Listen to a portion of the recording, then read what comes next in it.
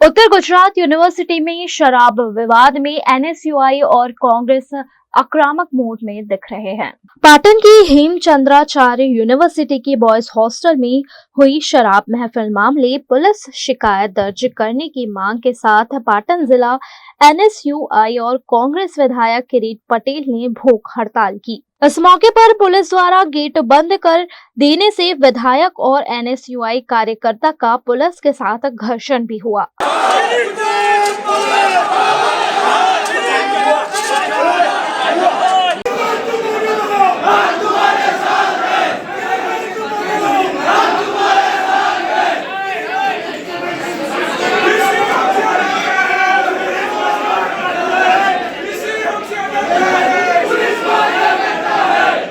જે રીતે હેમચંદ્રાચાર્ય ઉત્તર ગુજરાત યુનિવર્સિટીની અંદર ખુલ્લેઆમ હોસ્ટેલની અંદર દારૂની પાર્ટી થતી હતી।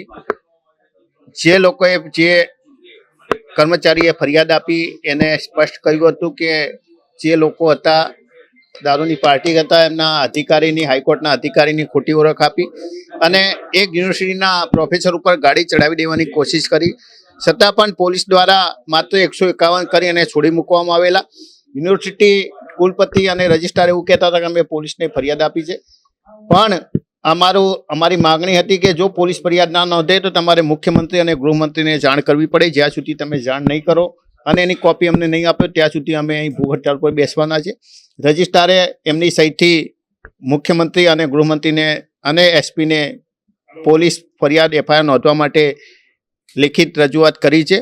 અમે પણ આવતીકાલે ગૃહમંત્રી અને શિક્ષણ મંત્રીને મળવાના છીએ અને આ બાબતે કોઈ કાર્યવાહી નહીં કરવામાં આવે તો આગામી સમયમાં અમે ગૃહ સचिव अथवा राज्य पुलिस वडानी ऑफिस में भूख हड़ताल करी धरना करवाना है। इस मामले डीन के ऑफिस जाकर भी जमकर हल्ला बोल किया गया, जिस पर डीन ने अपनी प्रतिक्रिया दी है। थोड़ा दिवस पहला जे यूनिवर्सिटी में दारूनी घटना बनेली है ए ज समये यूनिवर्सिटीए पोलीस विभाग ने जाण करेली हती।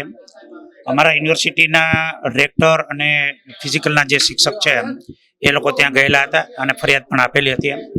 त्यारबाद फरीथी एनएसयूआईनी रजूआत आवता आपणे एफआईआर करवा माटे पण जणावेल हतुं। आजे किरीटभाई अने अन्य लोको छे प्लानर ए अहींया भूख हड़ताल पर बैठेला हता एम अने भूख हड़ताल पर एमनी रजूआत हती के भाई तमे मुख्यमंत्री श्री छे एमने जणावो एम। એટલે આપણે મુખ્યમંત્રી શ્રી, શિક્ષણ મંત્રી, આપણે ગૃહમંત્રી શ્રી અને એસપી સાહેબ કુલ 3 લોકોને લઈ ગયેલા, પણ એક લોકોને કઈ ત્યાં રાખેલા હતા એમ। જે વિદ્યાર્થી આ યુનિવર્સિટીનો છે જ નહીં એમ।